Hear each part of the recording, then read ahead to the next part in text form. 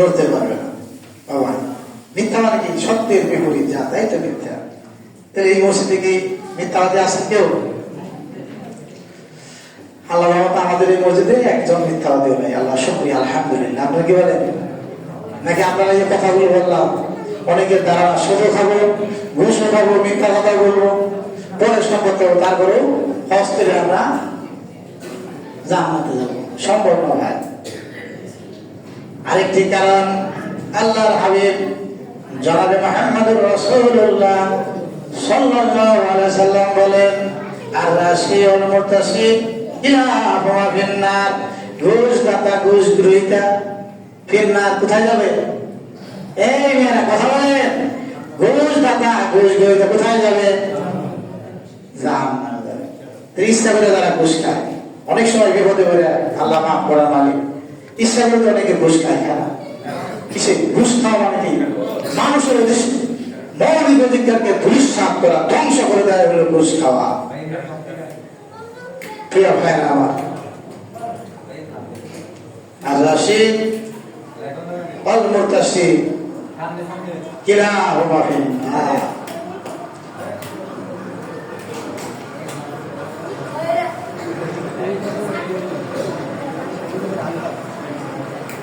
আপনারা কি আমার কথা বুঝতেছেন? ঘুষ খান কে কে? ঘুষ খান না?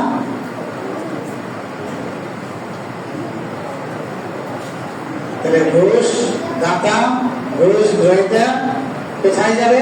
জাহান্নামে যাবে। কি সন্দেহ আছে? কে বলেছেন? মুহাম্মদ সাল্লাল্লাহু আলাইহি ওয়াসাল্লাম বলেছেন। আপনাদের কি সন্দেহ আছে? তাহলে সবাই যদি হাদিসটা মানতো, তাহলে কি আর ঘুষের প্রচলন থাকতো? আল্লাহুম্মা ইন্নাকা আফুউন তুহিব্বুল আফওয়া ফা'ফু আন্না। আরেকটি কারণে মানুষ জাহান্নামে যাবে, যারা মিথ্যা শপথ করে, মিথ্যা শপথ করে পণ্য বিক্রি করে। রাসূলুল্লাহ সাল্লাল্লাহু আলাইহি ওয়াসাল্লাম বলেন, যে ব্যক্তি তার ভাইয়ের সম্পদ মিথ্যা শপথের দ্বারা ছিনিয়ে নেয়, ফালিয়াতাবাওয়া মাকাদাহু মিনান নার, সে যেন তার ঠিকানা জাহান্নামীদের মধ্যে গণ্য করে। কি বলেন? দোকানদারা কি বলেন? আল্লাহর কসম, আমি এই পণ্যটা 110 টাকা দেখেছি, বলে না? এই যে কসম করে পণ্য বিক্রি করবে, অযথা কসম খায়, আল্লাহর কসম এই কাজ আমি করি না, অথচ সেই কাজটা করছে। যারা মিথ্যা শপথ করে, আল্লাহ রাসূল কি বলেছেন? ফালইয়াতাবাওয়াউ মাকআদাহু মিনান নার, তারা যেন তাদের ঠিকানাটাকে জাহান্নাম বানিয়ে নিল। তাহলে এখানে মিথ্যা কসম কে বলে? আমার ভাই, আরেকটি মাসলা শুনুন। কি কসম করবে? সৃষ্টি শুধু আল্লাহ, আল্লাহর কসম বলা যাবে।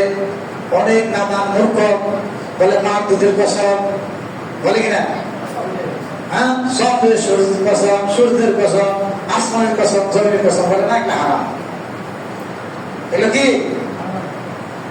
আপনি বুঝেন? কসম কি করতে হবে? আল্লাহ, আল্লাহ, আল্লাহর কসম। কিন্তু সৃষ্টির কোন কসম মানুষের জন্য বৈধ নয়।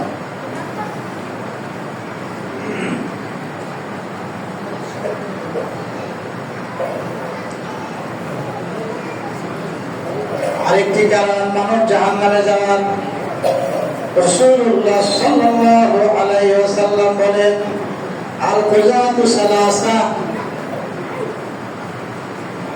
আল-কুযাতু সালাসা, বিচারক 3 প্রকার। এই বাবুরা, কথা বলা যায় না, খুব শোনো। ঘুরে বসলে স্থান ত্যাগ করেন, উজু করে আসেন, সামনের কাতার ঘুরে ঘুরে বসতে বলছি, ভালো করে বসেন। খেলান্তা বসতে তো ঘুম আসবে, ভালো করে শোনেন, এগুলো আমল করতে হবে। আল্লাহ রাসূল বলেন, আল-কুযাতু সালাসা, বিচারক 3 প্রকার।